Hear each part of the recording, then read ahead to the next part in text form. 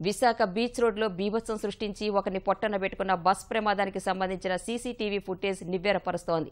Road దాటుతున్న జనంపైకి ఒక్కసారిగా దూసుకురావడం CCTV ఫుటేజ్లో కనిపించింది. ఈ ప్రమాదంలో విశాఖ అదనపు ఎస్పీ కిషోర్ తండ్రి ధర్మారావు మృతి చెందారు. కిషోర్ కుమారుడికి తీవ్ర గాయాలయ్యాయి. కిషోర్కు అతడి కుమార్తెకు స్వల్ప గాయాలయ్యాయి. సెలవు రోజున సరదాగా గడిపేందుకు బీచ్కు వెళ్లిన కిషోర్ కుటుంబం ఈ ప్రమాదంతో విషాదంలో మునిగింది.